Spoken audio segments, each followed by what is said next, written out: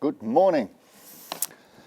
We are very happy that you're here to join this session about digitalization and robotization in professional cleaning.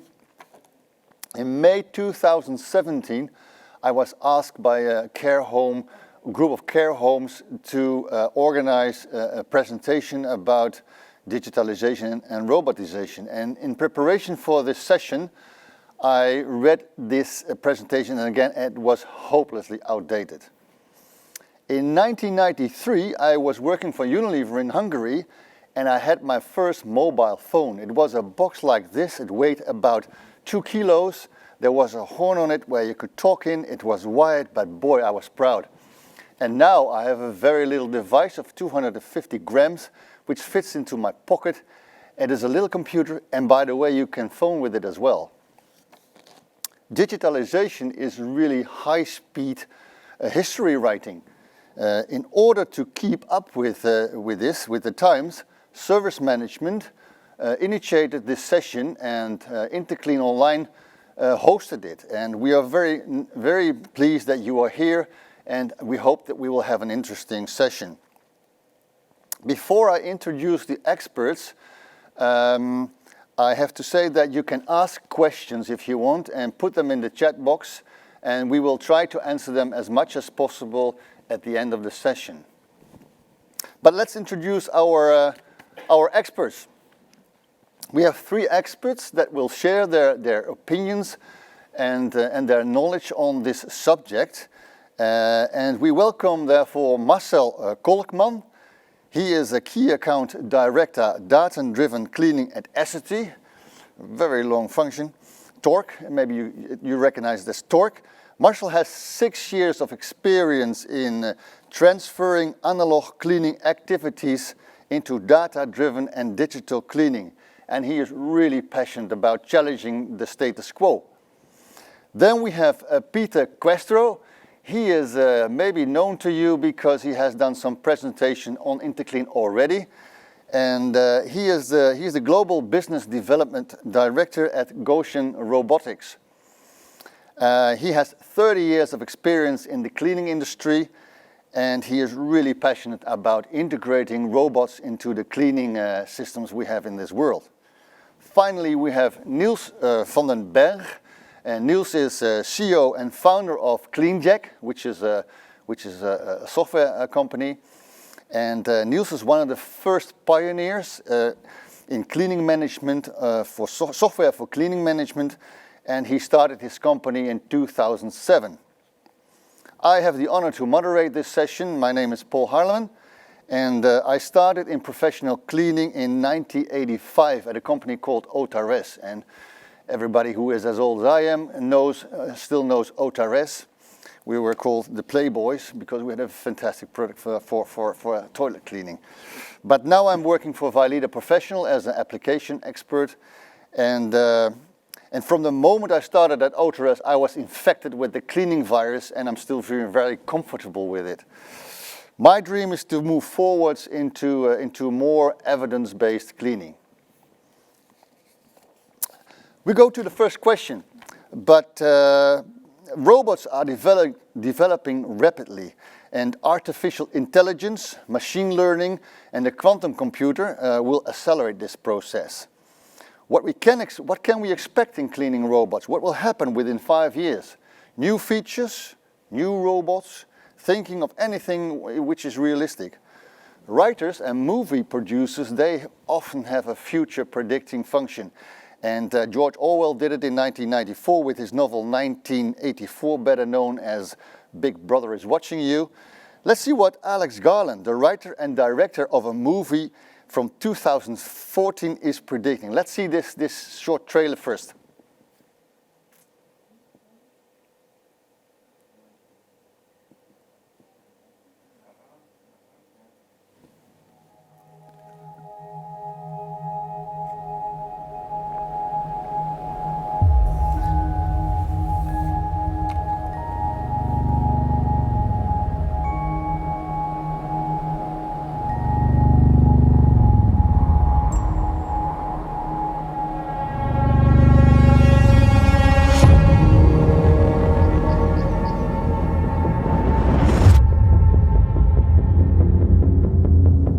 few days, you're going to be the human component in the Turing test. One day the AIs are going to look back on us the same way we look at fossils.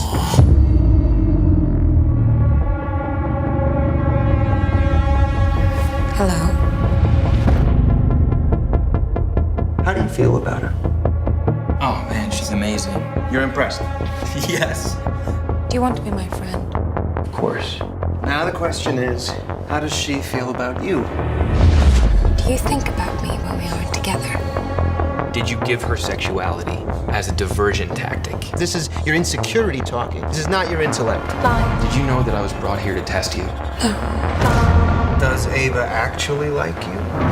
Or is she pretending to like you? Nathan, he isn't your friend. You're wrong. Wrong about what? Everything. Do you want to be with me? Can we talk about the lies you've been spinning me? What lies? You have to help me. What will happen to me if I fail your test?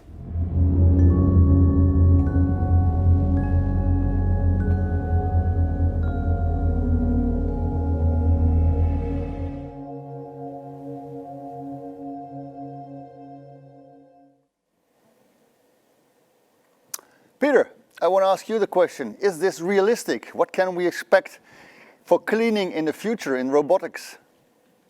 Well, Paul, it's a very good question. First of all, I would ask you, why do you ask me this question after such an introduction? What are your thoughts behind this?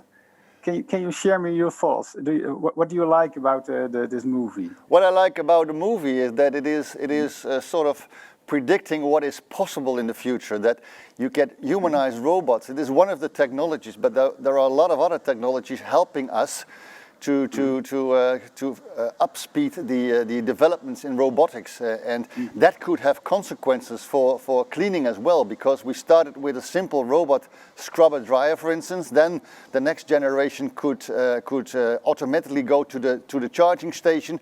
Where will it go in the next 5 to 10 years with the new technologies which will be available? Exactly. This brings it more in perspective, indeed, because let's go a few steps back from what we just saw, because from other, several, how you say this, studies which were done in the robotic field, especially about cleaning robots, but also about other robots, that humanoid robots are a little bit scaring for people at this moment. So everything that looks like a humanoid scares little children and scares older people. And the middle group actually, well, they don't mind. They think it's cool. But let's go back to the reality, because as today, of course, we use them as a tool. So only as a tool that is of course automated and that is autonomously. But what I think what will happen is that cleaning robots will be, having use of more artificial intelligence and more data driven, because we will go there. Absolutely, we already actually are going there. And the robots will be able to go to places where it's really dirty, to say it very flat. So this is where we will go to. And of course, in the night shifts, for example, the robot can do the whole building. But during the daytime, it will go autonomously to the place where it has to clean, because of data telling the robot it has to go there. And it will go back. And this will be a tremendous step forwards already. And but the cleaning robot should look like a cleaning robot, so people don't get confused and don't, get afraid of it. So this is what I think. But working together with other robots will also part of what will become, and of course integration in fleet management systems will be, and self-maintenance, because this is also something, of course, that is very good to have in a robot, that it will clean itself and repair itself. And those kind of things, I think, will be the future and the next steps in robotics. Okay, but don't you think that people were also afraid of the first cars? Don't you think that people get used to it, and that these technologies will be more and more normal? Humanized robots is one example, and we know that robots can do repetitive tasks only now, but in the future with other techniques, they can even do more complicated cleaning performances. Don't you think so? Yes, of course, there will be a step forward. The technology always brought us a lot of solutions that we cannot think of right now, or not imagine even that it's possible. Like if you had said, about 20 years ago, we all would have one or two smartphones in our pocket, one privately and one from the company that most businessmen have. They would say you're totally, nuts. How can you think this? But today we have the power of Apollo 5 or 13 it was. I mean Apollo 13, the computer power, the calculation power of Apollo 13 is in an iPhone 5. And now we have iPhone 11, I believe, or 12. I don't count anymore. Yeah. But technology is moving forward, so absolutely there will be things coming to us, because also of singularity. This is also something what's happening, because we have so many innovations and so many progress in all kinds of technologies. When they come together and we bring those technologies together, we will have amazing things. So I'm very, excited and curious to the near future, what will come. Okay, so summarizing, there will be still a lot to come. Yes, absolutely. We are only at the beginning stage, I think, of robotization. There will be more and more robotization, but it will be in our service. So I'm not afraid of it. So the picture I just saw in the movie was a little bit scaring, but I think more positive. I think they will really help us, help us with a lot of things, and we be still in command. We will still have the operation position of this. Okay. Okay. Marcel, Niels, do you have something to add? Otherwise, we go to the next question. Yeah, well, I think... Oh, sorry. No, you go. Okay. Well, I don't think it's... there's so much possible already, and these developments will continue. It's not the question if it's going to happen. The only question is how fast will it go? That's the main thing. Okay. Yeah. Okay. Yeah, adding on that, I think that change is always a bit frightening for people, especially if we don't fully understand it. So we always look to what we know and a bit new on top of that. So when we actually look at the question within 5 years, I believe that we will definitely start to see more robotic features. But they, for now, will still be complementary to cleaners' work and not take over their work, because we have still human judgments today which we don't want to give away yet. I suppose, to robots. I think you exaggerated a little bit, Paul, with this lady robot. But, yeah, of course. But that's always what filmmakers and book writers do. Eh? They try to look in the future. And I must say, some of those things come to life as well. I have a next question for you, Marcel. The cleaning industry is quite a traditional industry. What are the barriers you see in adopting digitalization? Why are we not embracing these technologies faster than we do at the moment? Yeah. Thank you, Paul, for this question, because it's really very important. I think overall the biggest barrier to adopting digitalization is probably the resistance to the user behavior change. To make any digital tool a success, humans need to change their way of working. And in our experience, the customers that benefit the most from digital solutions are not necessarily those that are most technically savvy. It is in fact the ones who are willing to change and perhaps already see a need to change. So, for example, companies need to find a new way of working that helps them to improve hygiene right now, in a time where obviously cleaning and hygiene is more critical than ever. And the way we have been able to help customer adapt is to take smaller steps to adopt new technologies. And this is why we prefer a somewhat more modular approach with our own data-driven solution, where the customer can start a bit using a bit of the data and then slowly work their way up to eventually transform their whole way of working in order for them to drive the highest levels of hygiene and, of course, efficiency as well. So all in all, I think time is an important factor as true change comes over time. Okay. And Niels, do you see a growing interest in software for cleaning management? And do you see that it is now people are more and more interested and that it's speeding up? Yes, really. We can see that it's speeding up, and also internationally, demand is bigger. But to add something to the answer of Marcel, and to come back to the barriers a little bit, I also think it's the cleaning industry. We're doing this now for 13 years, and what we see is that the cleaning industry, you have a big, large diversity of people who are working there with different backgrounds, who speak different languages. And that makes it difficult to organize communication already. And if you want to digitalize on the working floor, on the shop floor, that really needs a change from these people, and that's the biggest challenge. And is it always a matter of costs, or do you also see that people really say this is a strategy of ours, or is it always a matter of cost? Yeah, well, the cost is very, very important, of course, in the cleaning industry, because it's such a very competitive market. The margins are really low. These organizations are already very efficiently organized. Otherwise, they would not survive. Okay. So cost is also the cost of the investment that it requires is also something very important. And you see that the big cleaning companies, they start with digitalization often. Okay. But the rollout to all the cleaning companies in the market, that's the biggest challenge. Okay, thank you. New technologies are used to develop a new generation of cleaning machines, and it would be smarter to use these technologies just to prevent that buildings get dirty, instead of using the technologies to clean the buildings. There are some companies who start with this sort of things, like smart shoe sole cleaning companies. We have an example of this. It is not very sophisticated, but the first car wasn't sophisticated as well. Just let's take a look at the video.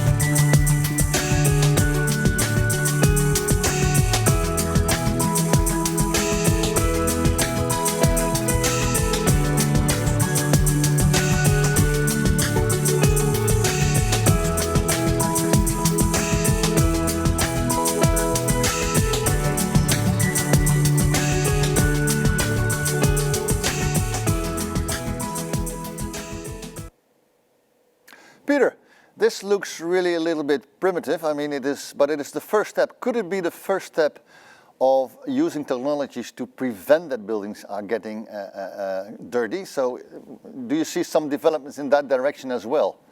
Yes, of course, because what you just showed us was something that's actually there for at least 5-6 years already in the food industry. Actually, I was involved with a project like this, where they have the paprikas. We always call them the stopping lights, the orange, the green, and then the red one. And everybody who has to go in there has to walk about something like this, but this is really for disinfection. So you want really to have the disinfection product working on your soles, so you cannot, cross-contaminate anything from outside, also after breaks, etc. So yes, this is already there actually. Yeah. And do you expect that it goes further? That would it be possible in the future that we have a sort of a smart entrance where people walk into the building and their shoes are completely clean, so that no dirt will be on the floors? And then where are we with all those robots we developed? I hope it doesn't work. No, just without a joke. But this, of course, it looks very nice, and there already are technologies like this based on nanotechnology. But we also all know we are human, as if for God's sake, I would say, because we make mistakes. We will spill coffee. We like to eat candy bars. So dirt will always be in any building. Okay. So back to reality. It sounds very good, and I'm sure it's already there. You go to a clean room, you go to the pharmacy world, food world, it's already there. Yep. So it's not actually future anymore. But in a real, in offices, in shopping malls, in all kinds of buildings, in schools, public places like transport places, we're eating a sausage roll and we try to take the train, and something drops. You cannot stop this, because we still want to be, human. Mm-hmm. So cleaning is one of the branches will be existing as long as there are humans, and not only humanoids. Okay. So I'm not really worried. Okay, so am I right that you say, okay, this kind of developments could happen, that we become, as human beings, a little bit more smarter and prevent that our buildings get dirty, but we will always have dirt in the building, so we will always need to clean as well? Yes, but what I think that will happen is that the smart systems that will come in the next years will detect dirt when it's there, and the cleaning robot will go to the specific spot, clean it, and return to his docking station, the loading station. Mm-hmm. So this is more, I think, for now, the coming 5 years, more realistic that will happen, and preventing dirt from coming into a building. I think we are a long way from this, and I don't think that we really want this. Because then you can sterile worlds, and for some reasons this is perfect. I mean, pharmacy again or food, but for our normal life, I think this is not a really good idea to have an environment like this, because we also need our resistance with bacteria. We are actually walking bacteria. Millions of bacteria are on our body, so I don't really think this will happen. But you never know. I mean, when it works together, again, singularity. When you have a system like this and combine this with a cleaning robot, so the cleaning robot has to do less efforts to look where it is to clean. So we can only clean where it's really needed. I think this is the future. Okay. And why clean a whole room when nobody was there today? Well, big data can tell us there was nobody, so we don't have to clean it so thoroughly. So let's do it tomorrow. Okay. I think this is more where it will go. Okay, Niels, do you think we're betting on the wrong horses, or what do you think? Well, no, I think it's what we're doing here is it's very, very good. Digitalization, you cannot stop it. It will continue, and it's inevitable. Okay. In buildings, data are collected. They are collected through sensors. There are sensors in soap dispensers, for instance, and there will be more dispensers in the future collecting all kind of data. Marcel, who is the owner of the data? Is that the owner of the building? Is that the user of the building? Is that the guys who sell the equipment? Who is the owner of the data? Well, that's a fair question, because we get them all the time when we talk to our customers. In general, I would say that it depends a bit on who actually signs a contract for using the data. But of course, you cannot do all kinds of stuff as a cleaning company without knowledge or letting at least know your client what you're doing. But what we say is that both the customer and Torque Essity have access to the data and therefore the ownership. And our access is to help and support the customer to change their way of working by analyzing their data, for instance, people flow and consumption and product availability in relation to that. And by doing so, they can steer their cleaning to drive better hygiene and efficiency. So should a facility service company leave or lose a contract, and they were the ones who initially signed the contract to our solution, then any customer-specific data will be removed from a system. On the other hand, if the end customer, which is also happening every once in a while, if the end customer signs a contract with us, a new facility company comes in and starts fresh, they can continue working with the same data. So it's a bit like who signed the initial contract. Okay, thank you very much. Have you something to add to that, Niels? What is your opinion about it? Yes, well, it's a very interesting question, in fact, Paul. Because data in itself, from a legal perspective, it doesn't have an owner. Like you can own a bicycle or a car or a house. So it's a very interesting question. It really depends, like what Marcel is saying, what you agree on with the customer. And what we do in our software company, we have these contracts with every cleaning company that we work for, and we say, well, we just process your data, and the data will always be owned by the cleaning company, by the company who we have the contract with. And another very important thing is that all these data will be safe. No one else can see this data. So these are the very important topics that you have to agree on with every customer, and and keeping it safe. That's very important. Okay, thank you very much. We go to the next question. There is a growing interest because of Corona interest. How can we secure our hygiene level? How can we secure that if we are entering a building that it is safe there? Marcel, do you think that that technology can help us? I understood that Essity has done some research on that field. Would you be able to share it with us?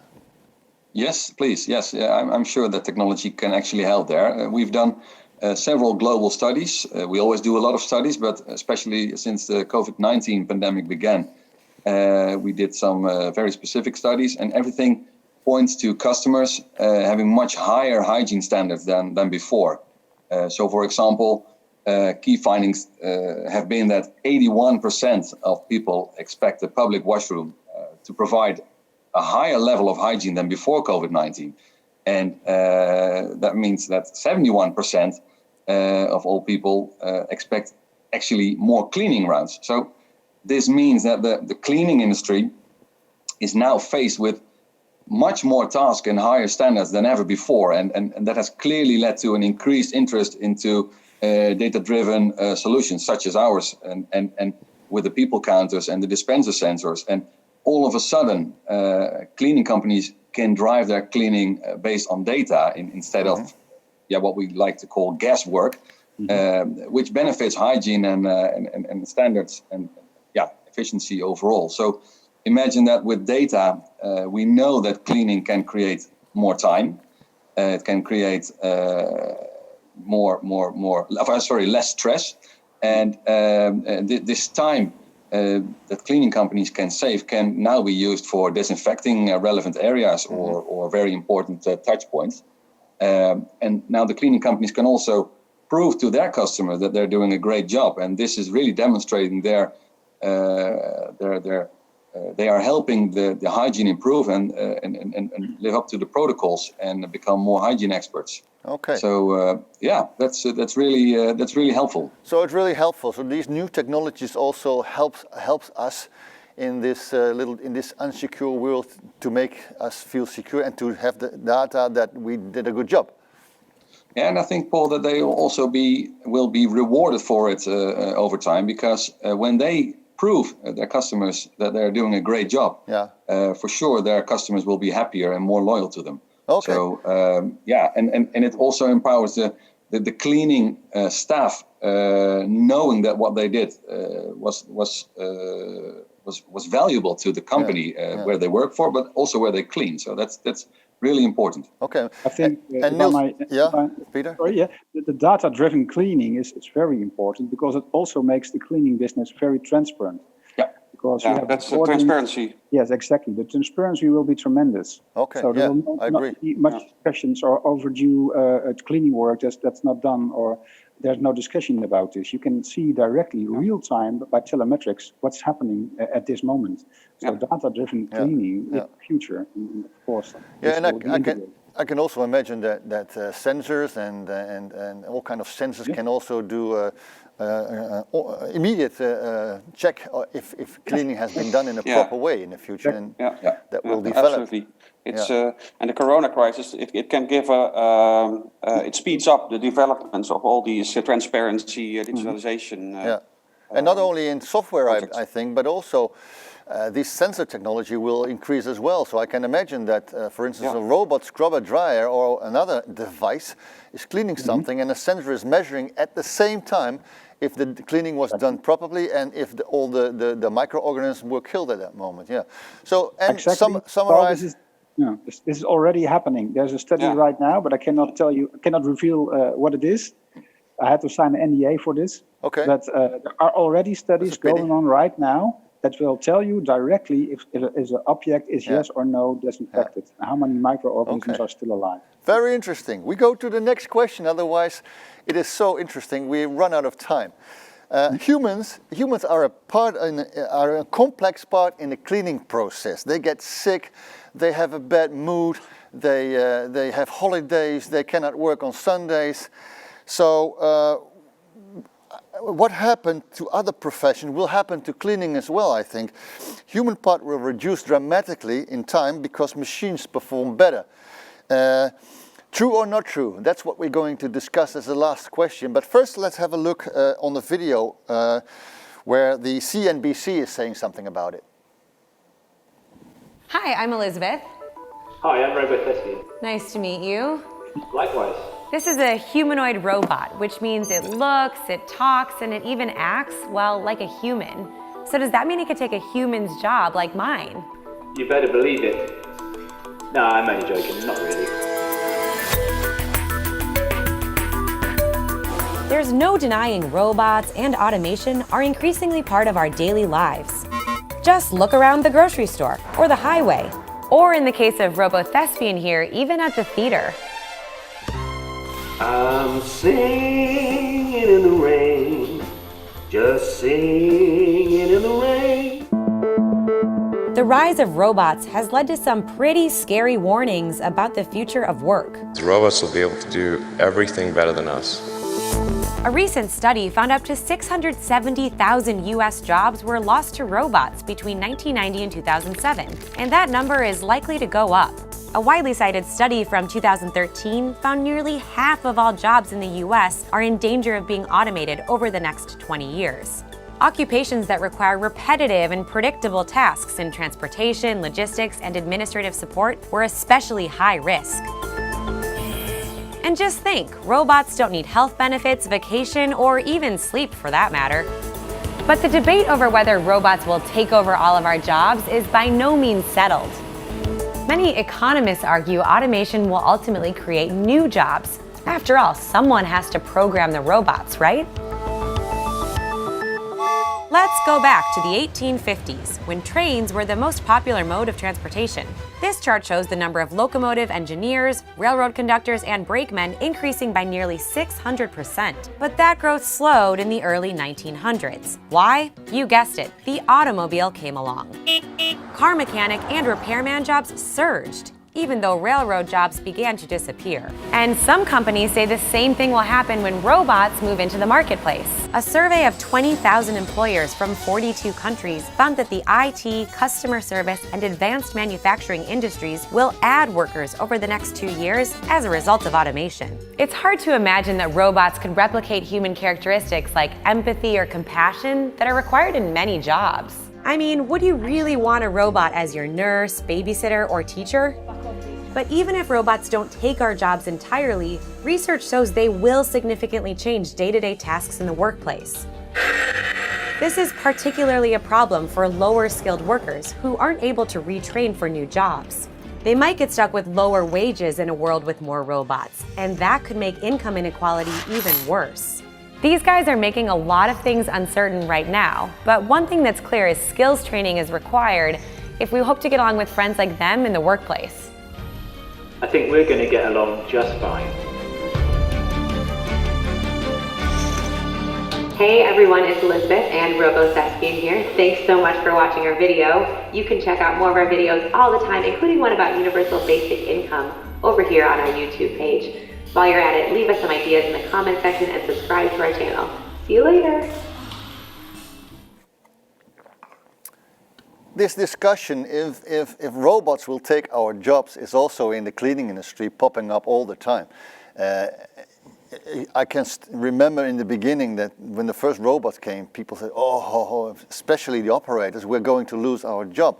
Elon Musk said it. He said a robot is per definition better than we are. So what will happen in the cleaning industry? Are we fooling ourselves by saying that all the jobs will stay there, or will things change? Peter, I would like to ask you to give your first insight.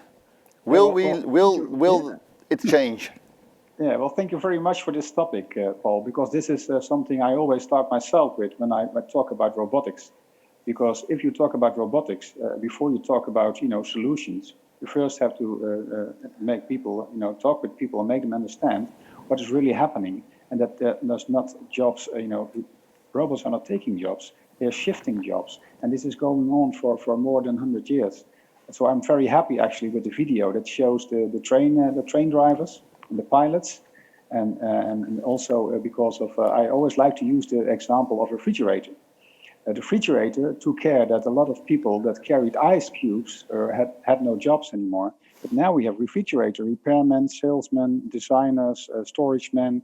So this is going on for a few hundred years. Technology only will bring new jobs and more jobs to us than less. This is actually what's really happening. But okay, if you are the guy on the machine that that does 4 hours a day, a very repetitive and little bit dull work, and he might be very happy that he is now an operator or 3 or 4 robots. So actually his job is upgraded, and there are not enough people, because this is the other reality, because in our working population, in between the age of 15 and 65, this is globally declining. There are some exceptional areas in the world, but most of the world is declining. So there are not enough cleaners as today. You can ask every big cleaning company if they can find cleaners, and they will answer you, no, we can't. So it's not more about who will win this tender as a cleaning company.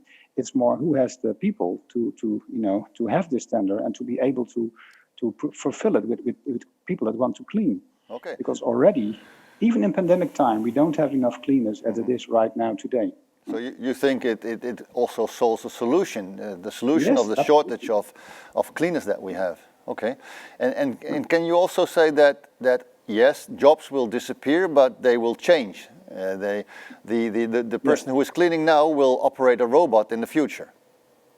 Absolutely. The jobs is changing. We're becoming more rewarding. Then we become more specialist. We always will need the cleaners because they are the real brains. They are the real specialists. Yeah. They have to, they talk to the customers. Some people like to call robots more cobots or robotics or co-workers. Well, that's of course only marketing. But the robots are a tool to help the cleaners to do their job more efficient and to be able to do the job at all anyway. Because without them, it will be very hard in the near future to be able to do the job anyway. Yeah, okay. Niels, what do you think about it? Do you think that robots can do the job in the future and we don't need the cleaning people anymore? Well, I think, like Peter is saying, innovation is going on for many centuries, and this will always go on. And people will find their roles will change. That's most important, I think. Yes. But still, I think humans will also will work as a cleaner. Because there's so much diversity of tasks and so many exceptions, and so I really think it will not. The job itself will not disappear completely. It will just change. Okay. And Marcel, will a robot fill the dispenser in the future, or will still people doing that? Yeah, well, that's indeed a fair question. I'm not really sure we should focus on just the dispenser, but because I think that will be quite difficult to develop in short time. But as I see already happening, cleaning shifts from evening cleaning to daytime cleaning, and that's because we are human beings, we are social beings, and we like the connection with our customers, and that can sometimes be the one reason why you actually win a contract, because you're cleaning at a different moment and you have interaction. And if somebody spills coffee, And of course, you have all kinds of sensors for it, which is quite important. And as being a salesman rep myself for sensors, this will help. But I don't think that they will necessarily replace it, especially not on short term. But they will just take away all the repetitive and hard work we don't like as human beings. And I think this is in our very nature, that we don't like this work, and that's why we will always look for more clever, more efficient ways to do so we can spend time doing stuff that we actually like. Okay. And that means that we can provide more service to our customers, and I think there's where sensors and robotica should actually help the whole market. Okay, thank you very much. It's very sorry, but we are going to the end, so we have some questions of listeners. First, a question for you, Peter. It's from Irina. She says, "What do you think about image-based detection on the cleaning requirement?" Image-based detection. Image-based detection. Yes, well, of course, there you need artificial intelligence. So you need a special sensor and special cameras. We call it time-of-flight cameras. need a lot of trial and error to make this happen. Of course, this can be possible, but I think it will more go to detecting dirt, detecting irregularities, so things that are not belonging there, and it can be anything. So yes, this could be a solution, but I guess we first will go to another kind of solution first. And this is that when there is something that doesn't belong there at the place where it is, then it will be detected. And if it is based on an image or based on electrons or something that is changing the surface, I don't want to be too technical, but or based on microbes that are there, that are moving there or growing there, this will be a very interesting development. So I would almost say see how it will come the next 2-3 years. Okay, thank you very much. Guido asked a question. He says, do you think that the work of a cleaner will shift more to hospitality due to the rise of robots? So in general, do you think that cleaners will also get other tasks like hospitality? Maybe Niels, you can first answer that question. Yeah, well, I think that just might. What we know for sure is that it will change. And hospitality is one of the things that you can think of, but perhaps also other tasks. It will. We don't know how it will develop and how it will change exactly in the future, but it will. Yeah, it will. We will find out, and I think hospitality can be one of the changing roles. Okay. Actually, it's already happening. Multi-level, multi-approach. Cleaning companies are changing from only cleaning to multi-approach at the moment already. Okay. I have another question.